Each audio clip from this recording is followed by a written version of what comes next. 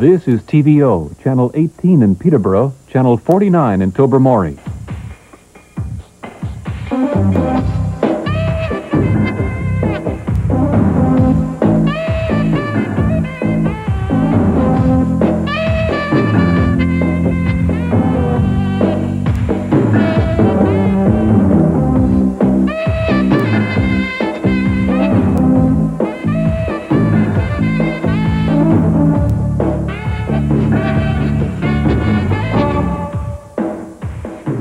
Good evening. Welcome to Work Week. I'm Norm Perry. Tonight, we take a look at the work women do outside the home. How are women faring in the paid workforce? The mass media images of women at work predominantly feature the professional woman, perfectly turned out, complete with business suit and briefcase. Whether it's advertising deodorant or selling TV series, these women are portrayed as successful and perfectly at home in a man's world. But how close are these images to the reality of working women's lives? Before we begin our discussion tonight, we have this report.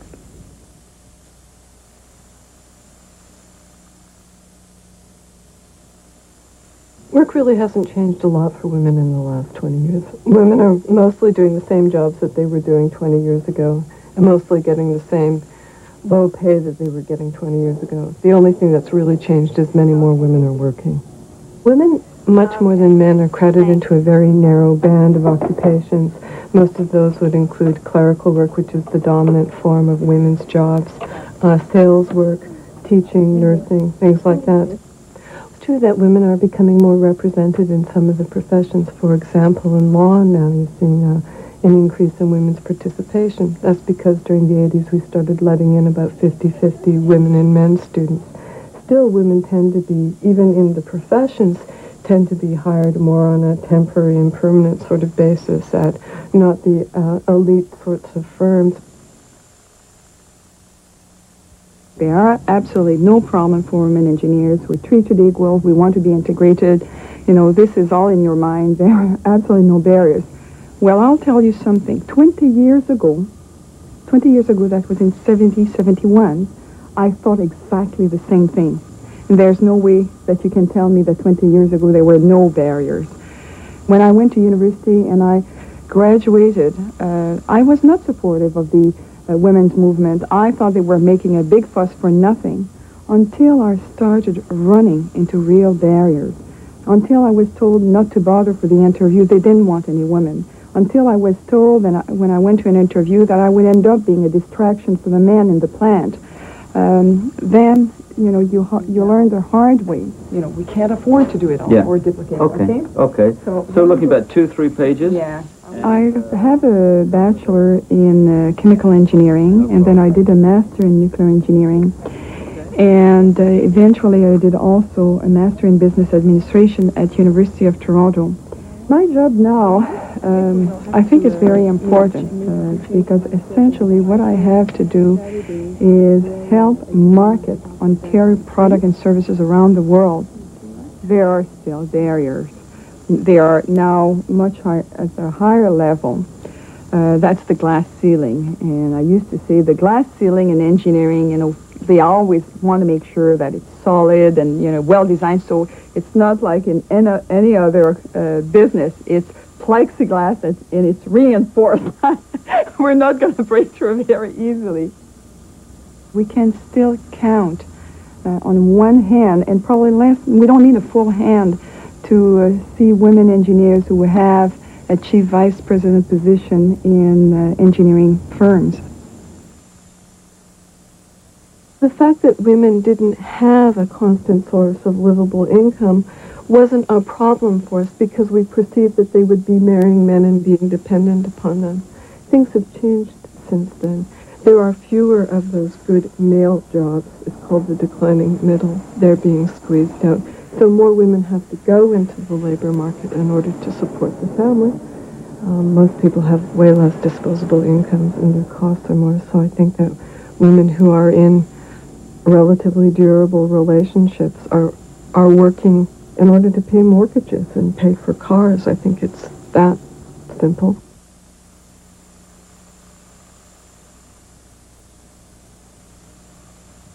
Do you want to give me a hand setting the table? No. Sure. soon after I started retraining as an industrial repair person or an electronic repair person, my husband died. I was left with 3 children, and suddenly that income that was necessary and I needed was mandatory. No longer could I think about earning what a woman's wage. I had to attain a man's wage, and I knew I was going in the right direction, that in industry I would be able to make a wage that would be able to support those children. Okay, that's it, Roger. Oh, actually, I have a really interesting job right now. We are installing the isolated phase bus of the large transformers that feed the grid, the power lines that supply the power all over the countryside. There's 14 women working at Darlington Generating Station, tradeswomen, and none of us work together. None of us, it's very difficult to see another woman even during the day. So you're always working among men. You don't have the role models of women in higher positions that'll kind of coach you along, and you don't have the old boys network to bring you up and show you the ropes, to make room for you somewhere. There might be a lot of teasing and kidding and put-downs about a woman working on the job, and she might go home and have to face the same thing at home, because the man she lives with has the same biases as the men she works with all day. You know, the attitudes about that women's work doesn't have the same value. We have to keep proving ourselves to the workers around us. We have to do a little better. We have to be on time a little more. I'd like to be working alongside lots of sisters. I'd like to see a lot more women discover what I discovered, and that is that this is a path from poverty.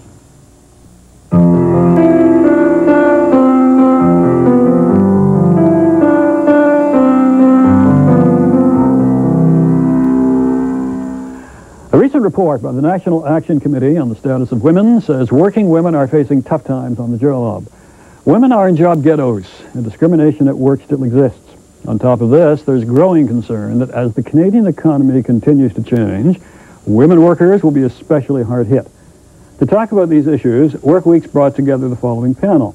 Nicole Tellier is from the National Association of Women and the Law. Judy Darcy is the National President of the Canadian Union of Public Employees. And Judy Rebick is the President of the National Action Committee on the Status of Women. Welcome to you all. Thanks for coming. Thank you. Has there been any success, Nicole, any progress for women in the job front? Well, I hate to be pessimistic, but I'd say there's But you're going to be pessimistic, I can tell. There's been very little. Women are still, by and large, working part-time or partway through the year, and that arises out of their difficulty in reconciling their domestic roles, because women still, even where both men and women within a family are working, women are still performing the majority of the domestic work.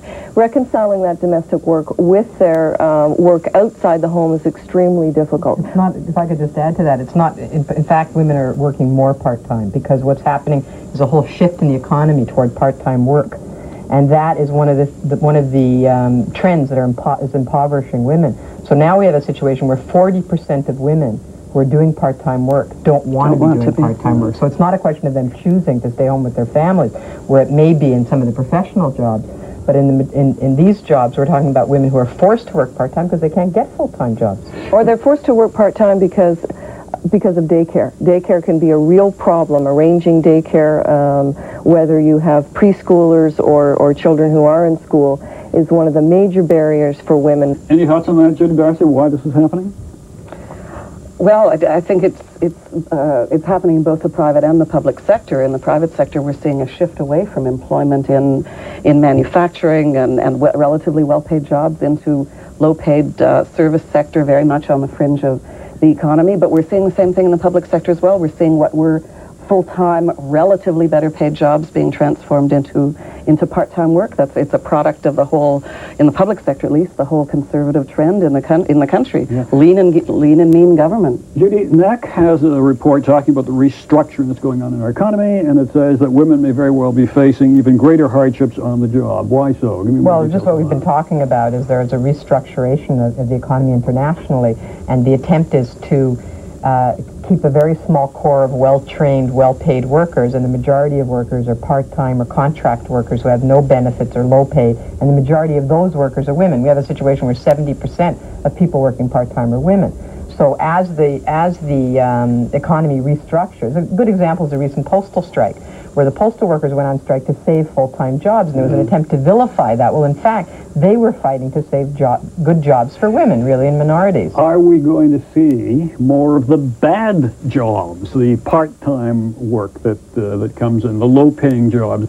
Well, we're going to see it unless we do something about it. I think it means that we have to ensure that there is not an economic benefit to employers from shifting from full-time to part-time employment. And that means that a major priority of the women's movement, of the union movement, of everyone who's concerned about these issues, has to be equal pay for those jobs, equal benefits, and those sorts of things.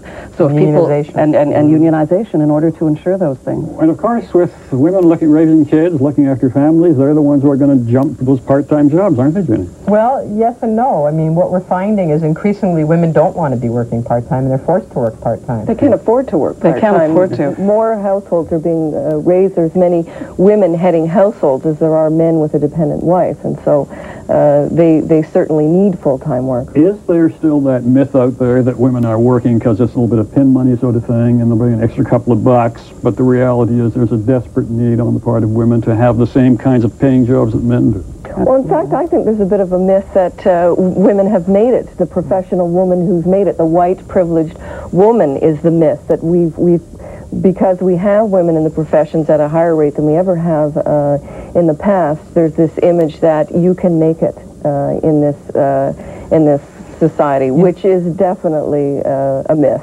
You know, when I left university, that was the myth, that women are working for pin money. I was even told numerous times in my working career that, why is a man making more money? Well, he has to raise a family, he has to pay for family, you don't. But I've never heard anybody say, well, a single mother should be paid more because she has to take care of her kids. Yeah. You know, that reverse doesn't happen. So I don't think very many people are talking about women working for pin money anymore, but there's still a situation where the work that women do is undervalued in the society. Even in professions, Nicole, where you have women lawyers and engineers or doctors or whatever, same thing, same rules apply?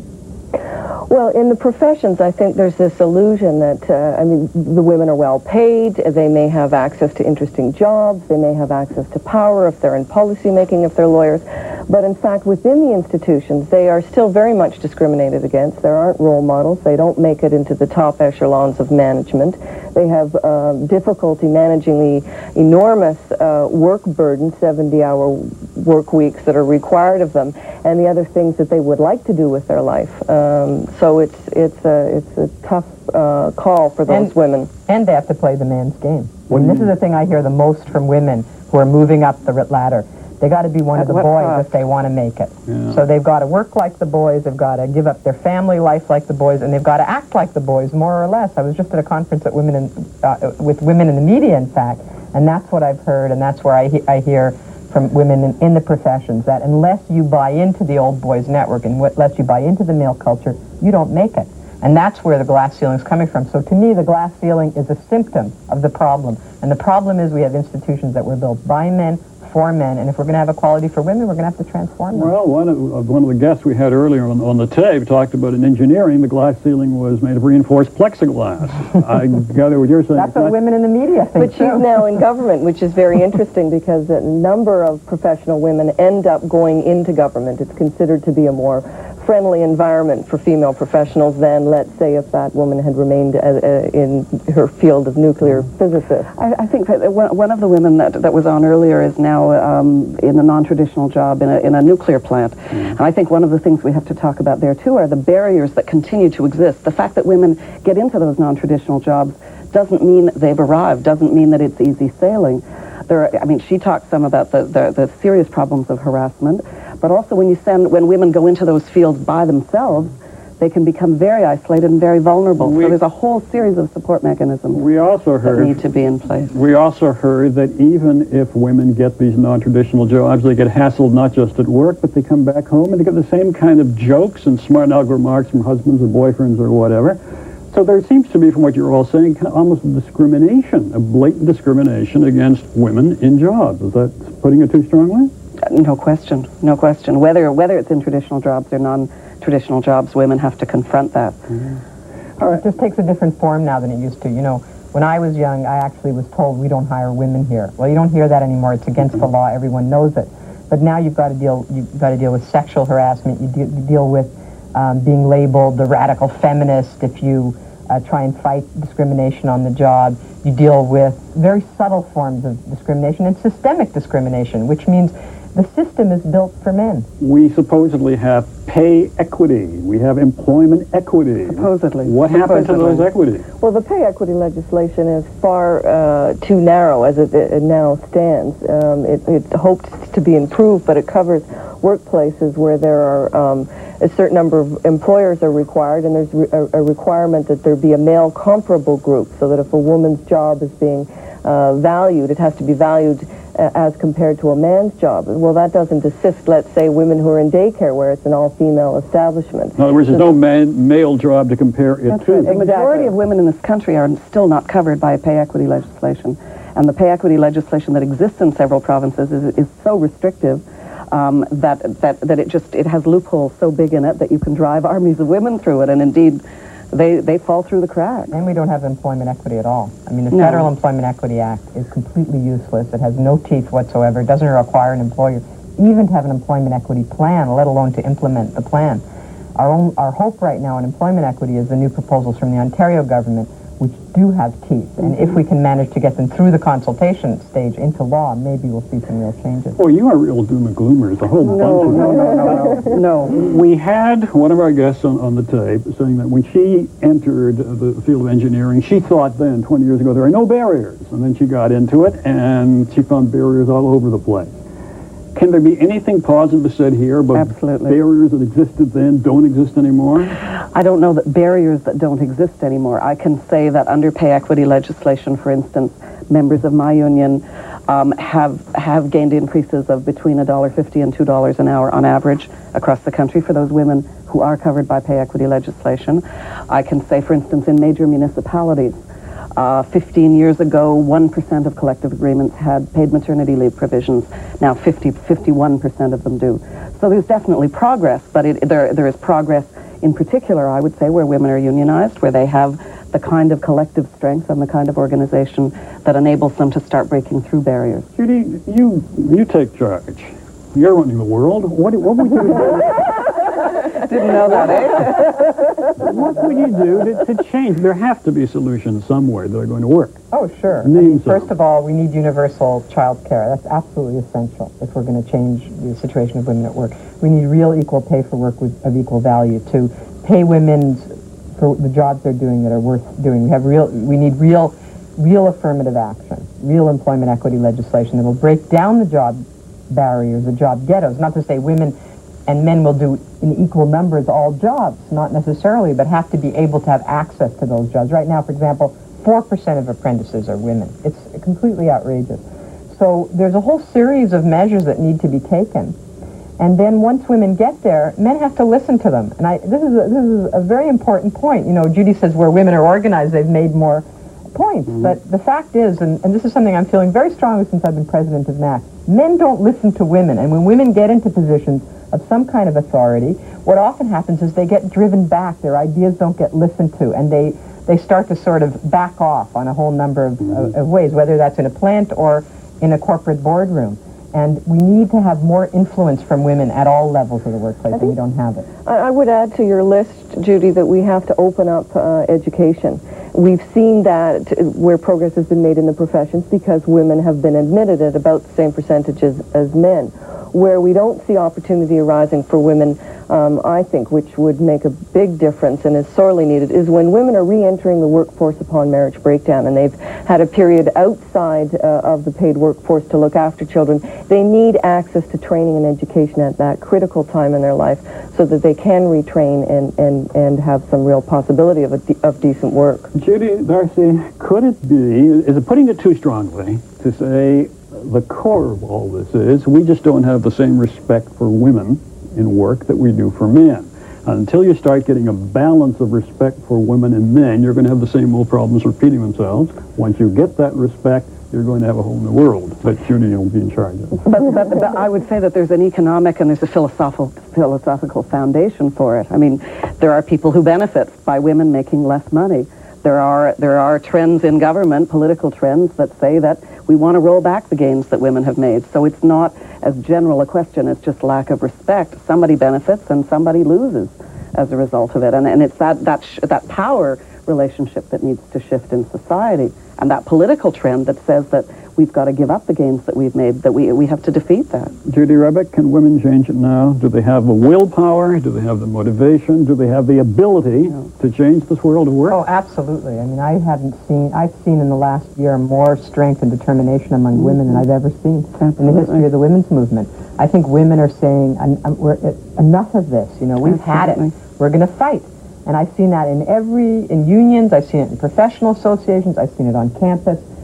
It's 20 years of the women's movement. A lot of women thought all we needed to do was to get into a few places in town we could change things. Now we realize it's going to be a much harder struggle than that. And I think there's tremendous determination of women right across the board to change it. So I'm very optimistic. Judy Darcy, Judy Rebick, and Nicole Tellier, thank you all for talking with us. Thank you. Thank you.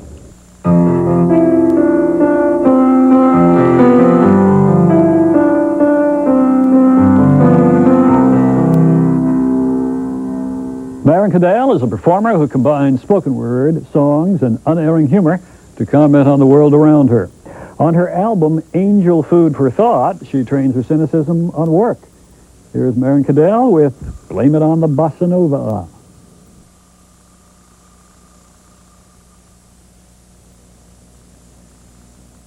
Blame it on the Bossa Nova.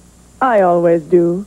When I find myself grinning foolishly, light of foot la-la-lying as I walk, I blame it on the Bossa Nova. A weight has been lifted from my heart. I can't remember what made me cry yesterday. The weather feels like it loves me as much as I love Saturdays. I want to walk for miles and smile at the sun. Blame it on the Bossa Nova. When my hair hangs around my head like a pup tent, and doggedly I trudge to work, my nose already sweating in the 9:09 a.m. heat, and my blackened sunglasses slide and cease to block out the entire world, I try to remember just how that Bossa Nova felt. In my hand is a muffin bound to be bland, and coffee which is already oozing through its supposedly impermeable lid, and now a steady trickle of double-double is dribbling onto the skirt I ironed this morning, cursing the fact that I had to even own it, let alone iron it. I hunch into the office, already craving my chiropractor, at 9:15 a.m. I'm late. And that late feeling is not unfamiliar to me. I look at my boss with a glare where my glasses were, with a look that says, fire me, come on, I dare you. I'm so behind in my own life I could use the time off. She looks at me and guess what? She fires me. That's right, I'm free to go at 9:22 a.m. And I could practically kick up my heels with joy if it weren't for the fact that I'm wearing these incredibly impractical shoes. You know, the high-heeled kind with a little bow on the back? I bought the shoes in an effort to blend in so that people wouldn't know right off that I'm an imposter. I don't know how to hold down a steady job and show up on time. And all of my friends are the weirdos and subversives that they gossip on their lunch breaks. I deposit the shoes in the garbage can next to Franny the hot dog vendor, and I kiss Franny goodbye, tell her we won't be neighbors anymore. I'm moving on out. Blame it on the Bossa Nova, that I want to noodle in all of those stores I usually just pass by every day, and later eat lunch all by myself long after all the other slugs have oozed back into their office towers. Blame it on the old BN that I can't even imagine tomorrow right now, or what I'm going to tell my landlord or my little cat Clover. I only think of the pleasure. And it won't last, and I know it can't last, and I'm going to curse myself in a week when I'm sitting at home circling classified ads and trying to budget with a sudden unexpected loss of all revenue. But right now, it's just the incredibleness of it being a weekday and me being able to do whatever I want. And I want to dance up Bay Street like I'm possessed, tearing my skirt until it feels more comfortable, and blame it on the Bossa Nova that I'm not going to plan any further ahead than knowing that tomorrow I'm going to sleep all fucking day. That's all the time we have for tonight. If you have any comments about tonight's program or questions for our columnists, please write us at Workweek, 165 Danforth Avenue, Suite 201, Toronto M4K1N2, or fax us. Area code 416-463-1999. We leave you tonight with comments from gas station attendant Sharon Daniels.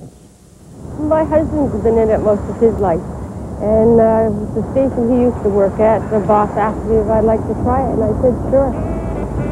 I don't like the office work. It's confined, 9 to 5 at a desk. I like being outdoors. Well, a friend of mine, we were working together, and we put the nozzle in the car and did what we were supposed to do, but we forgot to take the nozzle out. And the car took off with the nozzle in the car, and the pump went with them.